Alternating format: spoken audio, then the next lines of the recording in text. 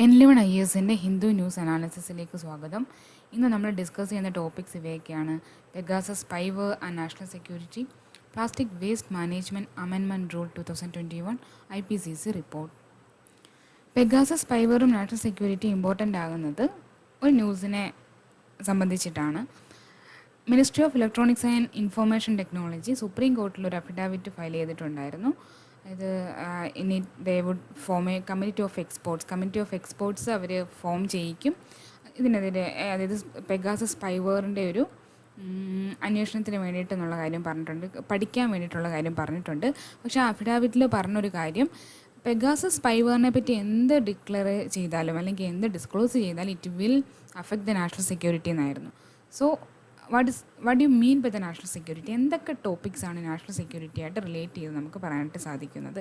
National security എന്ന് പറയുമ്പോൾ അതിൻ്റെ സിസ്റ്റം എങ്ങനെയാണ് ഇന്ത്യയിൽ പ്രിവെയിൽ ചെയ്യുന്നത്, ആരാണ് അത് ഓവർ റൂൾ ചെയ്യുന്നത്, ആരാണ് അത് സൂപ്പർവൈസ് ചെയ്യുന്നത്, ആരാണ് ഇംപ്ലിമെൻറ്റ് ചെയ്യുന്നത്, അത്തരത്തിലുള്ള ഒരു ടോപ്പിക് ഡിസ്കഷനാണ് ഈ ഒരു ഭാഗത്ത് വരുന്നത്. ഇൻഡിവിജ്വൽ ഫ്രീഡം എന്നുള്ളത് നമ്മുടെ ആമുഖത്തിൽ തന്നെ, ഭരണഘടനേൻ്റെ ആമുഖത്തിൽ തന്നെ കൃത്യമായിട്ട് ജനങ്ങൾക്ക് നൽകിയിട്ടുള്ള കാര്യമാണ്. അപ്പോൾ നാഷണൽ സെക്യൂരിറ്റീൻ്റെ ഒരു ഭാഗം വരുമ്പോഴേക്കും, internal security, national security, law and order, അത്തരത്തിലുള്ള ഒരു ഭാഗം വരുമ്പോഴേക്കും അവിടെ ഒരു ഡിഫിക്കൽട്ടി ഇതാണ്: to balance national security issues regard for the human rights, അതല്ലെങ്കിൽ protection of the state security while at the same time preserving individual liberty. ഇതാണ് ഒരു ടോപ്പിക്കിൽ പലപ്പോഴും വരുന്ന കോൺഫ്ലിക്റ്റ്. ഇതാണ്. അപ്പോൾ what you mean by the national security challenges? എന്തൊക്കെയാണ് national security ആയിട്ട് ബന്ധപ്പെട്ട ടോപ്പിക്സ് വരുന്നത്? ഡിഫെൻസ് ഓഫ് ഇന്ത്യ, ഇന്ത്യയുടെ ഡിഫെൻസുമായിട്ട് ബന്ധപ്പെട്ട എന്ത് ഇൻഫർമേഷൻ ആണെങ്കിലും it related to the national security. അതുപോലെ India's relationship with foreign powers, international റിലേഷനുമായിട്ട് ബന്ധപ്പെട്ട ഇൻഫർമേഷൻസ് എല്ലാം നാഷണൽ സെക്യൂരിറ്റീൻ്റെ ഒരു പരിധിയിൽ വരുന്നതാണ്. പബ്ലിക് ഓർഡറായിട്ട് maintenance of the public order. ഇപ്പോൾ വളരെ ലോ ആൻഡ് ഓർഡർ വഴിയിട്ടാണ് എനിക്കൊരു പബ്ലിക് ഓർഡർ കീപ്പ് ചെയ്യുന്നുണ്ട്. അപ്പോൾ അതിനകത്ത് വരുന്ന എന്തെങ്കിലും ഭംഗങ്ങൾ നാഷണൽ സെക്യൂരിറ്റിനെ നമുക്ക് റിലേറ്റ് ചെയ്യാനായിട്ട് സാധിക്കുന്ന ടോപ്പിക്കാണ്. ഇനി അതേപോലെ supply and services essential to the community. വളരെ പ്രോപ്പറായിട്ട് ഒരു supply of services and product നടക്കുന്നുണ്ട് നമ്മുടെ സൊസൈറ്റിയിൽ അല്ലെങ്കിൽ നമ്മുടെ ഒരു സിസ്റ്റത്തിൽ. അതിനെന്തെങ്കിലും പ്രശ്നങ്ങൾ വരികയാണെങ്കിൽ, അതിപ്പോൾ ഫുഡ് ആവാം, വാട്ടർ ആവാം, അങ്ങനെയുള്ള എന്ത് എസെൻഷ്യൽ കമ്മോഡിറ്റീസിൻ്റെ വരുന്ന ഡിസ്ട്രാക്ഷൻസും അതിൻ്റെ ഒരു prejudicial to the maintenance of supply and services essential to the community, ഇതും നാഷണൽ സെക്യൂരിറ്റീൻ്റെ പരിധിയിൽ വരുന്ന കാര്യങ്ങളാണ്. അപ്പോൾ ഇതിനെതിരായിട്ട് വരുന്ന എല്ലാ ആക്ഷൻസും in any manner prejudicial to the defence of India ആകാം, the relation of India with foreign powers, the security of India, or the acting in any manner prejudicial to the maintenance of the public order, or from acting in any manner prejudicial to the maintenance of the supply and services essential to the community. അപ്പോൾ national സെക്യൂരിറ്റീനെ പറ്റി സംസാരിക്കുമ്പോഴൊക്കെ fundamental റൈറ്റിൻ്റെ ഒരു discussion അവിടെ വരുന്നുണ്ട്. ഇനി എന്താണ് national security നെ പറ്റിയിട്ടുള്ള ഒരു ലെജിസ്ലേഷൻ പ്രോസസ്സിലേക്ക് നമ്മൾ പോവുകയാണെങ്കിൽ, നമുക്കറിയാം ബ്രിട്ടീഷ് ഇന്ത്യയിൽ തന്നെ ഇതുപോലെയുള്ള നാഷണൽ സെക്യൂരിറ്റിയായിട്ട് റിലേറ്റ് ചെയ്തിട്ടുള്ള കുറേ ലോസ് ഉണ്ടായിരുന്നു. അപ്പം ഡിറ്റൻഷൻ ആക്ട് ഒരുപാടുണ്ടായിരുന്നു ബ്രിട്ടീഷ് ഇന്ത്യയുടെ സമയത്ത്. നാഷണൽ സെക്യൂരിറ്റിയും ഡിറ്റൻഷനും തമ്മിൽ എങ്ങനെയാണ് റിലേറ്റ് ചെയ്യാൻ പറ്റുന്നതെന്ന് പറയുമ്പോൾ നമുക്കറിയാം ആർട്ടിക്കിൾ 22-ൽ പ്രിവെൻറ്റീവ് ഡിറ്റൻഷൻ അല്ലെങ്കിൽ ഏപ്പിനേറ്റീവ് ഡിറ്റൻഷൻ എന്ന് പറഞ്ഞിട്ട് രണ്ട് ടൈപ്പ് ഓഫ് ഡിറ്റൻഷനെ പറ്റി പറയുന്നുണ്ട്. അതായത് അറസ്റ്റ് ചെയ്യപ്പെട്ട പേഴ്സൻ്റെ റൈറ്റ്സ്, അതല്ലെങ്കിൽ ഒരാൾ ഒരു ക്രൈം കമ്മിറ്റ് ചെയ്യുന്നതിന് ഫ്യൂച്ചറിൽ അയാൾ ചെയ്യാൻ പോകുന്ന ഒരു ക്രൈമിന് വേണ്ടിയിട്ട് അല്ലെങ്കിൽ ക്രൈം ഒഴിവാക്കാൻ വേണ്ടിയിട്ടുള്ള പ്രിവെൻറ്റീവ് ഡിറ്റൻഷനും വരുന്നുണ്ട്. അപ്പോൾ ഈ ടൈപ്പ് രണ്ട് ഓഫ് ഡിറ്റൻഷൻ പറയുകയാണെങ്കിൽ പ്രിവെൻറ്റീവ് ഡിറ്റൻഷനുമായിട്ടാണ് കൂടുതൽ നാഷണൽ സെക്യൂരിറ്റീൻ്റെ ആക്ട് അല്ലെങ്കിൽ നാഷണൽ സെക്യൂരിറ്റി കൂടുതൽ റിലേറ്റ് ചെയ്ത് ഇരിക്കുന്നത്. അപ്പം നമുക്കറിയാം ഇത്തരത്തിലുള്ള സ്ട്രാറ്റജിക് ഇൻഫർമേഷൻസ് ഇന്ത്യയിൽ related to defence, related to security, or related to the maintenance of the public order, ഈ ടൈപ്പ് ഓഫ് ടോപ്പിക്സ് വരുമ്പോഴേക്കും it automatically directed to the national security. Fundamental റൈറ്റിൽ ആർട്ടിക്കിൾ 22 സബ്സെക്ഷൻ 3-ൽ പറഞ്ഞിരിക്കുന്ന പ്രിവെൻറ്റീവ് ഡിറ്റൻഷൻ്റെ ഒരു legislative form തന്നെയാണ് national security act of 1980 വരെയുള്ള legislations വരുന്നത്. ഞാൻ പറഞ്ഞു ബ്രിട്ടീഷ് ഇന്ത്യയിലാണെങ്കിൽ ഡിറ്റൻഷനായിട്ട് ബന്ധപ്പെട്ട ഒരുപാട് ലോസ് നിലനിന്നിരുന്നു. ഇന്ത്യൻ ഇൻഡിപെൻഡൻസ് സ്ട്രഗിളിൻ്റെ സമയത്ത് എല്ലാ ലീഡേഴ്സും അല്ലെങ്കിൽ സ്ട്രഗിൾ ചെയ്ത ആൾക്കാർക്ക് എതിരെ പ്രയോഗിച്ച ഒരുപാട് ഡിറ്റൻഷൻ ആക്റ്റുകളുണ്ട്. അതിനുശേഷം 1950-ലാണ് പ്രിവെൻറ്റീവ് ഡിറ്റൻഷൻ ആക്ട് വരുന്നുണ്ട്. നമുക്ക് some problems arise due to the integrity, അല്ലെങ്കിൽ ഇൻറ്റഗ്രിറ്റിക്ക് ഭീഷണിയായിട്ട് ഒരുപാട് കാര്യങ്ങൾ വരുമ്പോൾ അതിൽ ചെയ്യാൻ വേണ്ടി പ്രിവെൻറ്റീവ് ഡിറ്റൻഷൻ ആക്ട് ഓഫ് 1950, അതേപോലെ വേറിൻ്റെ സമയത്ത് പാകിസ്ഥാൻ ഇന്ത്യ കോൺഫ്ലിക്റ്റിൻ്റെയൊക്കെ അതിന് വേണ്ടിയിട്ട് തന്നെ പ്രിവെൻറ്റീവ് ഡിറ്റൻഷൻ ആക്ട് ഓഫ് 1950 ഉണ്ടായിരുന്നു. അത് പിന്നെ റിപ്പീൽ ആകുന്നുണ്ട്. അതിനുശേഷം maintenance of internal security act of 1971 ഉണ്ട്, മിസ എന്ന് പറയും. അപ്പം ആ മിസൻ്റെ ആ ഒരു ആക്ടിൻ്റെ കീഴിലാണ് നമുക്കറിയാം അടിയന്തരാവസ്ഥ കാലത്ത് ഏറ്റവും കൂടുതൽ പ്രാബല്യത്തിലുണ്ടായ ഒരു ലോ എന്ന് പറയുന്നത് maintenance of internal security act അല്ലെങ്കിൽ മിസ എന്നായിരുന്നു. നെക്സ്റ്റ് വരുന്ന ഒരു കാറ്റഗറിയാണ് നാഷണൽ സെക്യൂരിറ്റി ആക്ട് ഓഫ് 1980. അതാണ് ഇപ്പോൾ നമ്മളുടെ പ്രിവെയിൽ ചെയ്യുന്ന act related to the national security within the India. National security ഞാൻ നേരത്തെ പറഞ്ഞ നാഷണൽ സെക്യൂരിറ്റി റിലേറ്റ് ചെയ്യപ്പെട്ട എല്ലാ ടോപ്പിക്സും ഈ അതിൻ്റെ അണ്ടർ ലെജിസ്ലേഷനിലേക്ക് വരാനായിട്ട് സാധിക്കും. National security act of 1980. Preventive detention എങ്ങനെയൊക്കെ അപ്ലൈ ചെയ്യാൻ സാധിക്കും എന്നുള്ള കാര്യം, അതിൻ്റെ പ്രൊവിഷൻ അതാണ് നാഷണൽ സെക്യൂരിറ്റി ആക്ട് 1980 പ്രൊവിഷൻസിൽ കൃത്യമായിട്ട് പറഞ്ഞിരിക്കും. നാഷണൽ സെക്യൂരിറ്റി ആക്ട് ഓഫ് 1980 പ്രൊവിഷൻസിലേക്ക് നോക്കുമ്പോൾ നമ്മൾ കാണുന്ന എന്താണ്, it empowers a central or state government to detain a person so that he does not act in any manner prejudicial to the national security. National സെക്യൂരിറ്റിന് ഭംഗം വരുത്തുന്ന അല്ലെങ്കിൽ അതിന് ഭീഷണിയാകുന്ന ഒരു കാര്യങ്ങളും ചെയ്യാതിരിക്കാൻ വേണ്ടിയിട്ട് ആൾക്കാരെ സെൻട്രൽ ഓഫ് സ്റ്റേറ്റ് ഗവൺമെൻറ്റിന് ഒരു പേഴ്സണെ ഡിറ്റെയിൻ ചെയ്യാനായിട്ടുള്ള അധികാരം നൽകുന്ന പ്രൊവിഷനാണ് നാഷണൽ സെക്യൂരിറ്റി ആക്ട് ഓഫ് 1980 വരുന്നത്. Then individual can be detained with a charge for up to 12 months, 12 മാസം വരെയുള്ള ഒരു കാലാവധിയിൽ അവരെ എന്ത് ചെയ്യാൻ ഡിറ്റെയിൻ ചെയ്യാനായിട്ട് സാധിക്കും. And they can but detained person can be held for 10 days without being told the charge against him. എന്താണ് അയാൾക്ക് എതിരെ ചുമത്തിയിരിക്കുന്ന കുറ്റം എന്ന് പറയാതെ തന്നെ the person can be held for 10 days. അതാണ് നാഷണൽ സെക്യൂരിറ്റി റിലേറ്റ് ചെയ്തിട്ടാണെങ്കിൽ ഒരു എംപവർമെൻറ്റ് കിട്ടുന്നത്, സെൻട്രലിനാണെങ്കിലും സ്റ്റേറ്റിലാണെങ്കിലും. The same can be applied for that. I mean ആ എക്സ്പ്ലനേഷൻ കൊടുത്തില്ല, അഫിഡാവിറ്റിൽ എക്സ്പ്ലനേഷൻ കൊടുത്തതിനായിട്ട് നമുക്ക് സെയിം കാര്യം അപ്ലൈ ചെയ്യാനായിട്ട് സാധിക്കും. കാരണം നമുക്ക് anything we have to discuss about the we have to disclose about the Pegasus spyware, it will affect the national security എന്നൊരു statement. National security act 1980 സ്റ്റേറ്റിന് നൽകുന്ന, സെൻട്രൽ ഗവൺമെൻറ് ആയിരിക്കട്ടെ സ്റ്റേറ്റ് ഗവൺമെൻറ് ആയിരിക്കട്ടെ, അവർക്ക് നൽകുന്ന ചില പ്രൊട്ടക്റ്റീവ് മെഷേഴ്സ് ഉണ്ട്. For example, no suit or other legislative procedure shall be against central or state government. Preventive ഡിറ്റൻഷൻ്റെ ബേസിൽ ഒരു ലെജിസ്ലേറ്റീവ് പ്രൊസീജിയറും അല്ലെങ്കിൽ ഒരു കേസ് ഫയൽ ചെയ്യാനായിട്ട് ആ ഒരു വ്യക്തിക്ക് അധികാരം ഉണ്ടാവില്ല. No suit or other legislative procedure shall be against the central or state government. That is a protective measures applied here in the national security ആക്ടിൻ്റെ പ്രൊവിഷനിൽ പറയുന്നത്. നമുക്ക് ആർട്ടിക്കിൾ 22 പറഞ്ഞിരിക്കുന്ന അറസ്റ്റഡ് പേഴ്സൺസിന് കിട്ടുന്ന സേഫ് ഗാർഡ്സ് ഉണ്ടല്ലോ ഒരുപാട്. ഇപ്പോൾ if a person is detained under national security ആക്ടിൻ്റെ പരിധിയിലാണ് അയാൾ ഡിറ്റൈൻഡ് ചെയ്യപ്പെടുന്നതെങ്കിൽ നമുക്കറിയാം ഒരു കോർട്ടിലെ ജൂറിസ്ഡിക്ഷനെ ബേസ് ചെയ്തിട്ട് ഒരാൾ അറസ്റ്റ് ചെയ്യപ്പെടുകയാണെങ്കിൽ അല്ലെങ്കിൽ അയാൾക്കൊരു ഡിറ്റൻഷൻ കിട്ടുകയാണെങ്കിൽ, അതേപോലെ ഒരു അറസ്റ്റ് രേഖപ്പെടുത്തുകയാണെങ്കിൽ നമുക്കറിയാം 24 hours മുമ്പായിട്ട് അല്ല, എക്സ്ക്ലൂഡിങ് ദ ജേണിയുടെ ടൈം എക്സ്ക്ലൂഡ് ചെയ്തിട്ട് 24 hours മുമ്പായിട്ട് അയാളെ മജിസ്ട്രേറ്റിന് മുമ്പിൽ ഹാജരാക്കേണ്ടതുണ്ട്. പുള്ളിക്കാണെങ്കിൽ അതിനകത്തൊരു എന്തെങ്കിലും ജാമ്യം കൊടുക്കാൻ പറ്റില്ല എന്ന് മാത്രം തോന്നുകയാണെങ്കിൽ മാത്രമേ അയാളെ റിമാൻഡ് ചെയ്യാനായിട്ട് സാധിക്കത്തുള്ളൂ. അതുപോലെ അയാൾ അറസ്റ്റ് ചെയ്യപ്പെടുമ്പോൾ തന്നെ അയാൾ എന്തുകൊണ്ട് അറസ്റ്റ് ചെയ്തു എന്നുള്ള ഗ്രൗണ്ട് വ്യക്തമാക്കി കൊടുക്കേണ്ടതുണ്ട്. അതേപോലെ അയാൾക്ക് ലീഗൽ പ്രാക്ടീഷണർ അവൈലബിൾ ആക്കേണ്ട ആവശ്യകതയുണ്ട്.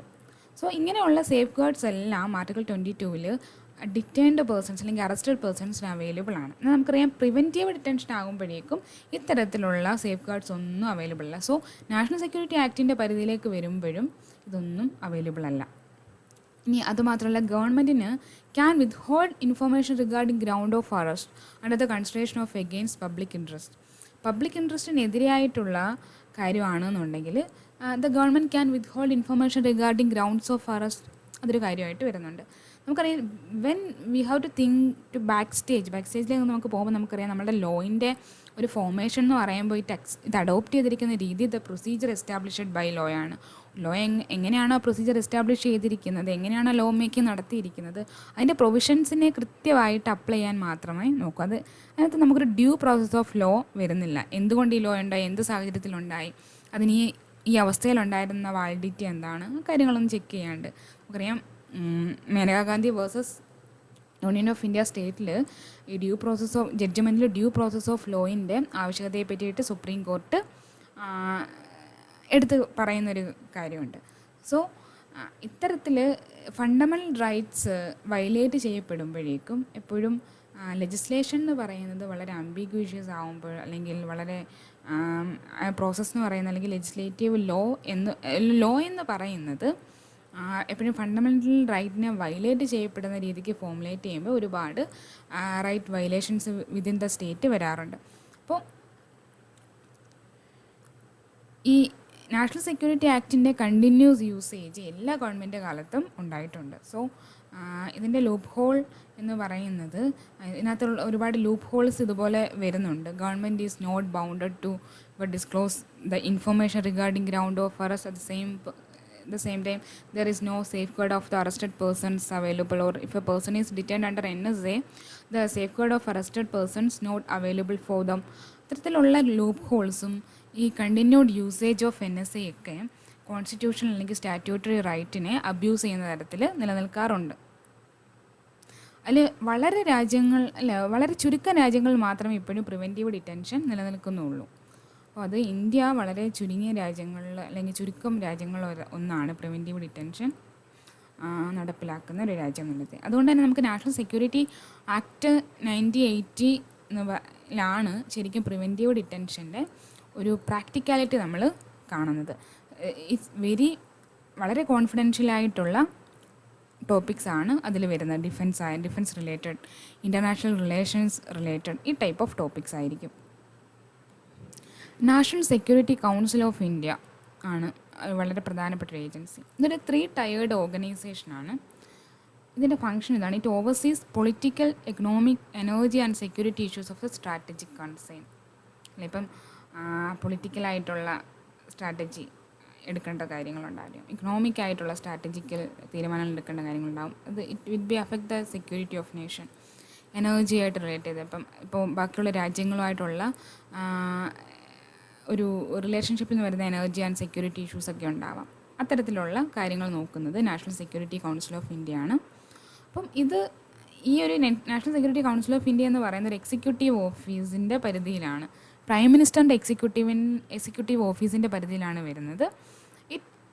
The main function is the advising leadership on the intelligence and security issues ആണ്. ഈ നാഷണൽ സെക്യൂരിറ്റി കൗൺസിൽ എന്ന് ഞാൻ പറഞ്ഞ ഒരു 3 ടയേർഡ് ഓർഗനൈസേഷനാണ്. 3 ലെവൽ ഓഫ് ഓർഗനൈസേഷൻ ഇതിനുള്ളിൽ അടങ്ങിയിട്ടുണ്ട്: strategic policy group, national security advisory board, secretariat from joint intelligence committee. ഇതാണ് അതിൻ്റെ സ്ട്രക്ചർ എന്ന് പറയുന്നത്. അപ്പോൾ ഇനി നാഷണൽ സെക്യൂരിറ്റി കൗൺസിലിൻ്റെ ഡിസിഷൻ മേക്കിംഗ് മെമ്പേഴ്സ്, അവരാണ് ഏറ്റവും ടോപ്പിൽ വരുന്ന 6 ഡിസിഷൻ മേക്കിംഗ് മെമ്പേഴ്സ് ഇതിനകത്ത് ഇൻക്ലൂഡഡ് ആണ്. നാഷണൽ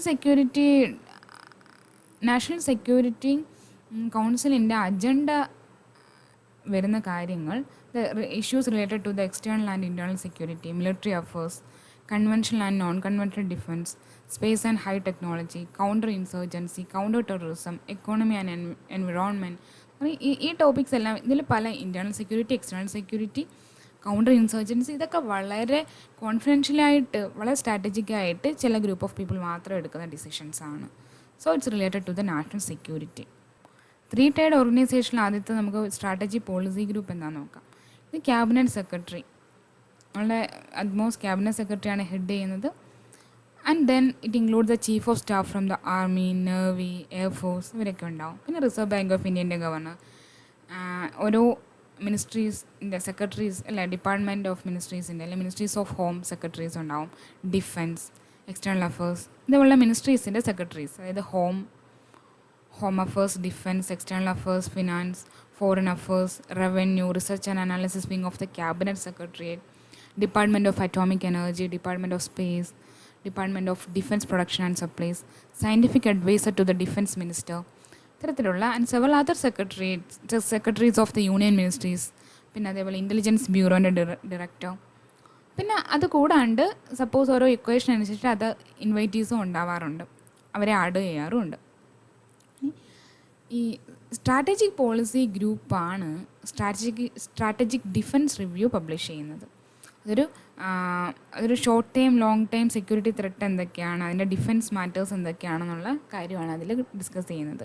നമുക്ക് പെട്ടെന്ന് ഉണ്ടാവാൻ പറ്റുന്ന തരത്തിലുള്ള ത്രെട്ട്സ് അല്ലെങ്കിൽ ലോങ് ടൈം സെക്യൂരിറ്റി ത്രെട്ട് എന്തൊക്കെയാണ്, അതിൻ്റെ ഒരു കൃത്യമായിട്ടുള്ള ഡിഫൻസീവ് മെക്കാനിസം ഒക്കെ പബ്ലിഷ് ചെയ്യുന്നതാണ് സ്ട്രാറ്റജിക് ഡിഫൻസ് റിവ്യൂ.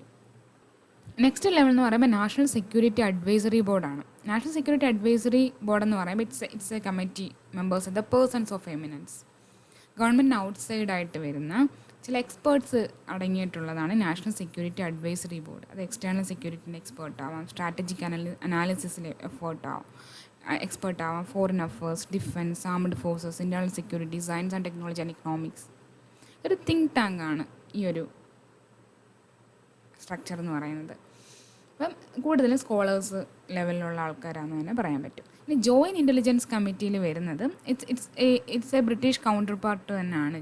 അതായത് ആ സമയത്ത് ബ്രിട്ടീഷിൻ്റെ അഡ്മിനിസ്ട്രേഷൻ ലെവലിൽ ഉണ്ടായിരുന്ന സംഭവം തന്നെയാണ് ജോയിൻറ്റ് ഇൻ്റലിജൻസ് കമ്മിറ്റി എന്ന് പറയുന്നത്. അപ്പോൾ ജോയിൻറ്റ് ഇൻ്റലിജൻസ് കമ്മിറ്റിയാണ് നാഷണൽ ഇൻ്റലിജൻസ് ഓർഗനൈസേഷനും ഒരു കോർഡിനേഷൻ ഒരു ഡയറക്റ്റ് ചെയ്യുന്നത്. നാഷണൽ ഇൻ്റലിജൻസ് ഓർഗനൈസേഷൻ ഇപ്പം IB പോലെയുള്ള റോ പോലെയൊക്കെയുള്ള നാഷണൽ ഇൻ്റലിജൻസ് ഓർഗനൈസേഷനെ ഡയറക്റ്റ് ചെയ്യുന്നതും അതിനെ വിജിലൻസോ അല്ലെങ്കിൽ അങ്ങനെയുള്ള CBI അങ്ങനെ പല പല ഇൻ്റലിജൻസ് ഓർഗനൈസേഷനെ ഡയറക്റ്റ് ചെയ്യുന്നതും അവരുടെ ഇൻ്റലിജൻസ് ഡേറ്റ അനലൈസ് ചെയ്യുന്നതും ജോയിൻറ്റ് ഇൻ്റലിജൻസ് കമ്മിറ്റിയാണ്. അപ്പോൾ ജോയിൻറ്റ് ഇൻ്റലിജൻസ് കമ്മിറ്റി എന്ന് പറയുമ്പോൾ അതിൻ്റെ ഒരു സെക്രട്ടേറിയറ്റ് ഉണ്ടായിരിക്കും. ക്യാബിനറ്റ് സെക്രട്ടേറിയറ്റിൻ്റെ കീഴിൽ തന്നെ ഉള്ളൊരു സെക്രട്ടേറിയറ്റ് ഇവർക്ക് വേണ്ടി വർക്ക് ചെയ്യുന്നുണ്ട്, ജോയിൻറ്റ് ഇൻ്റലിജൻസ് കമ്മിറ്റി. അപ്പോൾ ഈ 3 level ടയേർഡായിട്ടുള്ള ബോഡീസാണ് took decisions, took the strategic drafting about the national security. ഇതൊക്കെ ചെയ്യുന്ന പ്രോസസ്സ് ഇത്തരത്തിലുള്ള ബോഡീസിലാണ് ഡയറക്റ്റ് ചെയ്തിരിക്കുന്നത്. ഇനി വരുന്ന പെഗാസസ് സ്പൈവേറിനെ പറ്റിയിട്ടുള്ള കാര്യമാണ്. It's developed by the Israel company of NSO. Spyware എന്ന് പറയുന്ന type of software developed by the Israeli company NSO ആണ് ഡെവലപ്പ് ചെയ്തിരിക്കുന്നത്. ഇതിനകത്ത് അപ്ലൈ ചെയ്തിരിക്കുന്ന ടെക്നിക്ക് ഇതാണ് കേട്ടോ. Enhanced social engineering message is a technique applied here. അപ്പോൾ എൻഹാൻസ്ഡ് സോഷ്യൽ എഞ്ചിനീയറിംഗ് മെസ്സേജ് എന്ന് പറയുമ്പോൾ ഒരു മലീഷ്യസ് ലിങ്ക് ആയിരിക്കും. ഇതിൻ്റെ ആദ്യം നമ്മളുടെ ഒരു തുടക്കം കാണുന്നത് ഇപ്പോൾ ഏതെങ്കിലും ഒരു മെസ്സേജ് അയക്കുക അല്ലെങ്കിൽ ഒരു ലിങ്ക് അയക്കുക, അതിലേക്ക് ക്ലിക്ക് ചെയ്യുമ്പോഴേക്കും നമ്മളെ ഡീറ്റെയിൽസ് അവർക്ക് കിട്ടുക, ഇത്തരത്തിൽ തന്നെ ഉള്ളതാണ് അതിൻ്റെ ഒരു പ്രിമിറ്റീവ് ഫോം എന്ന് പറയുന്നത്. ഇപ്പോൾ എൻഹാൻസ്ഡ് സോഷ്യൽ എഞ്ചിനീയറിംഗ് മെസ്സേജ് എന്ന് പറയുമ്പോൾ ഒരു ടൈപ്പ് ഓഫ് മെസ്സേജ്, ഒരു പുഷ് നോട്ടിഫിക്കേഷൻ ആയിരിക്കാം അല്ലെങ്കിൽ എന്തെങ്കിലും ഒരു ഓഫർ മെസ്സേജസ് ആയിരിക്കാം. അത് ഓപ്പൺ ചെയ്യുമ്പോഴേക്കും അതിലേക്ക് അത് ഇപ്പം ഏത് ഡിവൈസ് ആണെങ്കിലും, ഫോണാകാം, എന്ത് ഡിവൈസ് ആണെങ്കിലും അത് മറ്റൊരു ഓപ്പറേറ്റിംഗ് സിസ്റ്റത്തിലേക്ക് ഡൈവേർട്ട് ആകുന്നു, ഡയറക്റ്റ് ചെയ്യപ്പെടുന്നു. അവിടെ ഇരുന്നു കൊണ്ട് വേറൊരാൾക്ക് ദൂരെ ഇരുന്നുകൊണ്ട് it possible to deliver suitable remote exploit. ദൂരെ ഇരുന്നു കൊണ്ട് ഈ കാര്യങ്ങൾ, ഈ ഡിവൈസിൻ്റെ എല്ലാ ആപ്ലിക്കേഷൻസും കൺട്രോൾ ചെയ്യാനും കാണാനും ആക്സസ് ചെയ്യാനും ഒക്കെ പറ്റുന്ന ഒരവസ്ഥയാണ്. ഇതിനെയാണ് നമ്മൾ എൻഹാൻസ്ഡ് സോഷ്യൽ എഞ്ചിനീയറിംഗ് മെസ്സേജ് എന്ന് പറയുന്നത്. മെസ്സേജാണ് ബേസിക്കലി മെസ്സേജസ് ആണ്, പക്ഷേ അതിനകത്ത് malicious link package on the ESM. If click, the phone is directed to that check the operating system and delivers a suitable remote exploit. അതാണ് നടക്കുന്നത്. അപ്പോൾ ഒരു ഡിവൈസിലേക്ക് ഒരു പുഷ് നോട്ടിഫിക്കേഷൻ പോലെയോ മെസ്സേജ് പോലെയോ വന്നു കഴിഞ്ഞാൽ അത് ഓപ്പൺ ആക്കുമ്പോഴേക്കും ആ ഡിവൈസിൻ്റെ കൺട്രോളിൽ ഓപ്പറേറ്റിംഗ് സിസ്റ്റം എന്ന് പറയുന്നത് ആ റിമോട്ട് കൺട്രോളിലേക്ക് മാറാനായിട്ട് സാധിക്കണം. ഇതിൻ്റെ പ്രധാനപ്പെട്ട പ്രത്യേകത ഒരു ടാർജറ്റ് എക്യുപ്മെൻറ്റിൽ ടാർജറ്റ് ചെയ്യുന്ന ആൾക്ക് ഇതിനെപ്പറ്റി യാതൊരു ഐഡിയ ഉണ്ടാവത്തില്ല, അല്ലെങ്കിൽ ഒരു ആൻറ്റി വൈറസ് സോഫ്റ്റ്വെയറിനൊന്നും ഇവരെ ഡിറ്റക്റ്റ് ചെയ്യാനായിട്ടൊന്നും സാധിക്കത്തില്ല. അപ്പോൾ ഓവർ ദ എയർ ഓപ്ഷൻ ഉണ്ട്. അപ്പോൾ ഒരു പുഷ് മെസ്സേജ് വഴിയിട്ട് ഓവർ ദ എയർ ഓപ്ഷൻ വഴിയിട്ട് ഒരു ലോഡിൽ സ്പൈവെയർ ലോഡ് ചെയ്യാനായിട്ട് സാധിക്കും ടാർജറ്റ് ഡിവൈസിൽ. അപ്പം the target unaware of the installation, ഇത്തരത്തിലുള്ള ഇൻസ്റ്റലേഷൻ ഒന്നും ടാർജറ്റ് അറിയുന്നുണ്ടായിരുന്നില്ല. അപ്പോൾ ഇനി എന്താണ് സ്പൈവർ? പെഗാസസ് ഒരു സ്പൈവെയർ ആണ്. It's type of the malicious software or malware എന്ന് നമുക്ക് ഇതിനെ പറയാനായിട്ട് സാധിക്കും. That is installed on a computing device without the end user's knowledge. It inverts the device, steals sensitive information and internet usage data and relays it to the advertised data frames or external users. കാരണം ഇത് കൂടുതലും ഈ spyware ഇതുവരെ ഉപയോഗിച്ചുകൊണ്ടിരുന്ന ഒരു മേഖലയെന്ന് പറയുന്നത് advertising ഏജൻസിക്കാണ്. പക്ഷേ NSO പലപ്പോഴും ഈ പെഗാസസ് എന്ന് പറയുന്നത് പ്രൊവൈഡ് ചെയ്യുന്നത് സ്ട്രാറ്റജിക് ഇമ്പോർട്ടൻ്റ് ആയിട്ടുള്ള കാര്യങ്ങൾക്ക് രാജ്യങ്ങളെ അസിസ്റ്റ് ചെയ്യാൻ വേണ്ടിയിട്ടാണ്. അതാണ് അവരുടെ ഒരു രീതി. അപ്പോൾ അതുകൊണ്ടാണ് ഇത്തരത്തിലുള്ള ഒരു യൂസേജ് പെഗാസസ് സ്പൈവർ ഗവൺമെൻറ്റിൻ്റെ ഭാഗത്തു നിന്നുള്ള യൂസേജ് ആണോ ഇന്ത്യയിൽ ഉണ്ടായത് എന്നുള്ള ഒരു അന്വേഷണം വരുന്നത്. അപ്പോൾ സ്പൈവർ എന്ന് പറയുന്ന ഒരു malware it's installed on a computer device without the end users knowledge. It invert the device, steal sensitive information and internet usage data and relays it to the advertisers, data firms or external users. The editorial beating plastic pollution എന്ന് പറഞ്ഞിട്ടാണ് plastic waste management amendment rule 2021 relate ചെയ്തിട്ടുള്ള topics ആണ്. അപ്പോൾ ഇനി മുതൽ ഈ ഒരു amendment plastic waste management amendment rule 2016 amend ചെയ്തിട്ടാണ് ഈ 2021 റൂള് വന്നിരിക്കുന്നത്. അപ്പോൾ അതിലൊരു പ്രൊവിഷനിൽ ചില മാറ്റം വരുത്തിയിരിക്കുന്നത് single use goods made with plastic, polystyrene and expanded polystyrene ഇതൊക്കെ July 1 നെക്സ്റ്റ് ഇയർ തൊട്ട് പ്രൊഹിബിറ്റ് ചെയ്തിരിക്കും. ലൈക്ക് ഇപ്പോൾ സ്പൂൺ, പ്ലാസ്റ്റിക് സ്പൂൺസ്, ചെറിയ ഡിഷസ്, പ്ലേറ്റ്സ് അങ്ങനെയുള്ള കാര്യങ്ങളൊക്കെ they will be prohibited from the July 1 next year. And അത് കൂടാണ്ട് വരുന്ന കാര്യം carry bags must be at least 75 microns thick from the September 30. അപ്പോൾ ഒരു 75 മൈക്രോൺസ് തിക്നെസ് വരുന്നത് September 30, 2021 മുതൽ ഉപയോഗിക്കാനായിട്ട് സാധിക്കത്തില്ല. And 120 micron from December 31 next year and compared to the 50 microns at present. ആണ് ക്യാരി ബാഗ്സിന് 70 മൈക്രോൺസ് തിക്നെസ് ഉണ്ടാവണം. September 30, 2021 മുതൽ 75 മൈക്രോൺ തിക്നെസ് ഉള്ള ക്യാരി ബാഗ്സ് മാത്രമേ യൂസ് ചെയ്യാനായിട്ട് സാധിക്കൂ. 120 മൈക്രോൺസ് ആണ് December 31 നെക്സ്റ്റ് ഇയറിൽ വരുന്നത്. സോ ഇപ്പോൾ നമുക്കറിയാം പ്രസൻറ്റിൽ അവൈലബിൾ ആയിട്ടുള്ള അല്ലെങ്കിൽ അലൗഡ് ആയിട്ടുള്ളത് 50 മൈക്രോൺസ് ആണ്. അപ്പം ഇനി വരുന്ന വർഷങ്ങളിൽ ഇതുപോലെ ആയിരിക്കും തിക്നെസ് വരേണ്ടത്. അപ്പോൾ നമുക്കറിയാം വെറ്റ്ലാൻഡ്സിൽ അല്ലെങ്കിൽ വാട്ടർ വേസിലൊക്കെ മൈക്രോ പ്ലാസ്റ്റിക്കിൻ്റെ ഒരുപാട് പ്രശ്നം ക്രൈസിസ് വരുന്നുണ്ട്. ഇനി ഇന്ത്യൻ്റെ ഒരു പ്ലാസ്റ്റിക് ജനറേഷൻ അല്ലെങ്കിൽ പ്ലാസ്റ്റിക് പ്രൊഡക്ഷൻ നോക്കുവാണെങ്കിൽ 34 ലക്ഷം ടൺ ജനറേറ്റ് ചെയ്യുന്നുണ്ട് 2019-20 തന്നെ. പക്ഷേ 60% മാത്രമേ അത് റീസൈക്കിൾ ചെയ്തിട്ടുള്ളൂ. അല്ലെങ്കിൽ ഉണ്ടാക്കുന്നതിൽ 60% മാത്രമേ റീസൈക്കിളായിട്ട് പോകുന്നുള്ളൂ. ഗവൺമെൻറ് തലത്തിൽ നമ്മൾ നോക്കുകയാണെങ്കിൽ ഇത്ര റീസൈക്ലിംഗ് എന്ന് പറയുന്നത് 40% നടക്കുന്നില്ല. അവിടെ വേസ്റ്റ് ഡിപ്പോസിറ്റ് ചെയ്യുകയാണ് ചെയ്യുന്നത്. ഇനി സ്റ്റേറ്റ് ഗവൺമെൻറ്റിനാണെങ്കിൽ ഒരു തരത്തിലുള്ളൊരു കമ്പൾഷൻ അല്ലെങ്കിൽ അവർ കൃത്യമായിട്ടത് ചെയ്യുന്നില്ല. മുനിസിപ്പാലിറ്റി കോൺട്രാക്റ്റുകൾ റീപ്ലേസ് ചെയ്യാനും അല്ലെങ്കിൽ കൃത്യമായിട്ടുള്ള വേസ്റ്റ് ട്രീറ്റ്മെൻറ്റ് നടക്കുന്നുണ്ടോ എന്നുള്ള കാര്യം ചെക്ക് ചെയ്യാനായിട്ടുള്ള ഒരു സംവിധാനം പല രീതിക്കും സ്റ്റേറ്റ് ഗവൺമെൻറ് അതിൽ ശ്രദ്ധിക്കുന്നില്ല എന്നുള്ളൊരു കാര്യം പ്രശ്നമായിട്ട് വരുന്നുണ്ട്. കുറേ മുനിസിപ്പൽ ലെവലിൽ, പഞ്ചായത്ത് ലെവലിൽ, ഡിസ്ട്രിക്ട് ലെവലിലൊക്കെയാണ് ഈ ട്രീറ്റ്മെൻറ്റ് ഓഫ് വേസ്റ്റ് മാനേജ്മെൻറ്റ് അല്ലെങ്കിൽ വേസ്റ്റ് മാനേജ്മെൻറ്റ് എന്ന് പറയുന്നത് കൺട്രോൾ ചെയ്യേണ്ട ഒരവസ്ഥ. പ്ലാസ്റ്റിക് വേസ്റ്റ് നമുക്ക് റീസൈക്കിൾ ചെയ്യാൻ സാധിക്കാത്തതിൻ്റെ പ്രശ്നം ഇറ്റ്സ് ലാക്ക് ഓഫ് സെഗ്രിഗേഷൻ ആണ്. അത് പിന്നെ പഴയ ഇൻസിനറേഷനിലേക്ക് കിടക്കും.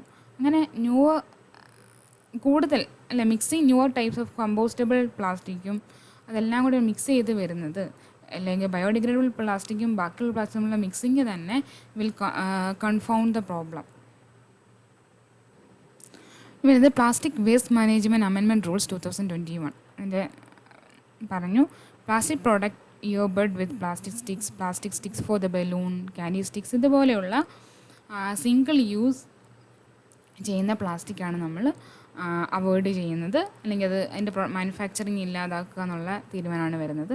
എന്തുകൊണ്ടാണ് ഇന്ത്യ ഒരു റെസൊല്യൂഷനിൽ യുണൈറ്റഡ് നേഷൻ എൻവയോൺമെൻറ്റ് അസംബ്ലീൻ്റെ single use plastic products pollution to address single use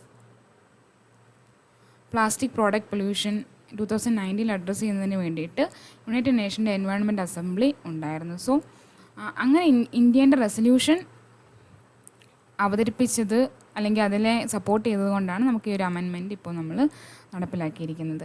ഇനി പ്ലാസ്റ്റിക് വേസ്റ്റ് മാനേജ്മെൻറ്റ് റൂളിൻ്റെ മറ്റ് പ്രൊവിഷൻസ് നമ്മൾ നോക്കുമ്പോൾ it prohibit the manufacture, import, stocking, sale, distribution and use of carry bags and plastic sheet with thickness less than 50 microns in India.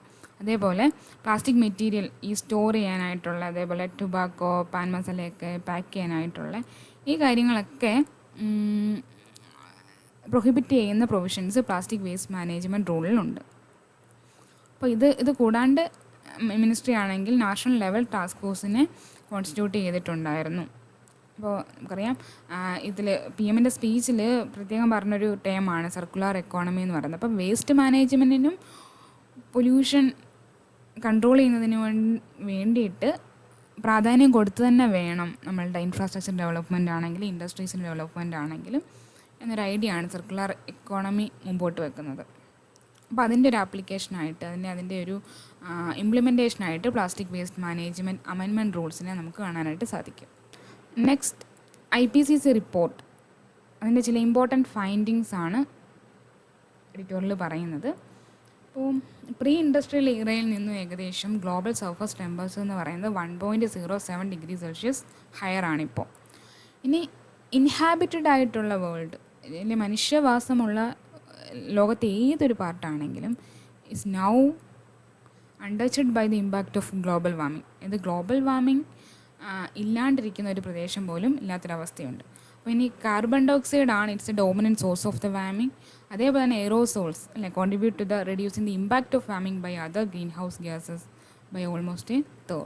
ഇനി methane reduction ആണ് നമുക്ക് അല്ലെങ്കിൽ green house ഗ്യാസസിൻ്റെ ഒരു production കുറയ്ക്കുക എന്നുള്ള കാര്യം. മീഥേൻ റിഡക്ഷൻ എന്ന് പറയുന്നത് നമുക്ക് ഓവറോൾ വേണ്ടി വരുന്ന ഒരു കാര്യമാണ്. പക്ഷേ ഈ എയറോസോൾസ്, ഈ മീഥേൻ റിഡക്ഷൻ സംഭവിക്കുമ്പോഴത്തേക്കും അത്തരത്തിലുള്ള മീഥേൻ റിഡക്ഷന് വേണ്ടിയിട്ടുള്ള പ്രൊവിഷൻസ് എടുക്കുമ്പോഴത്തേക്കും അതൊരു എയറോസോൾസിൻ്റെ ഡ്രാസ്റ്റിക് റിഡക്ഷനാണ് വരുന്നതെങ്കിൽ it will increase the warming. അതാണ്. അപ്പോൾ ഗ്രീൻ ഹൗസ് ഗ്യാസിൻ്റെ റിഡക്ഷനോടൊപ്പം തന്നെ എയറോസോൾസിൻ്റെ റിഡക്ഷൻ വരികയാണ്, ഇറ്റ് വിൽ അഫക്റ്റ്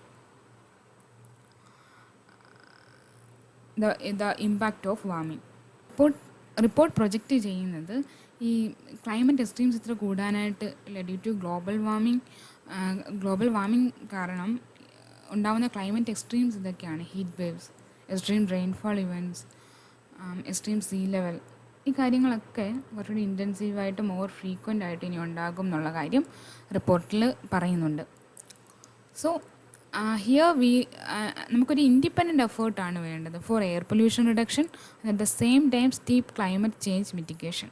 ഇത് രണ്ടിനും ഇൻഡിപെൻഡൻ്റ് ആയിട്ടുള്ള സ്ട്രാറ്റജിയാണ് IPCCൻ്റെ റിപ്പോർട്ട് ആവശ്യപ്പെടുന്നത്. ഇനി 5% ഗ്ലോബൽ ക്യുമുലേറ്റീവ് എമിഷൻ കമ്പയർ നോക്കുകയാണെങ്കിൽ ഇന്ത്യ അതിൽ നിന്ന് ലെസ് ദാൻ 5% ലെസ്സായിട്ട് തന്നെയാണ് കോൺട്രിബ്യൂട്ട് ചെയ്യുന്നത്. With per capita annual emissions a third of global average.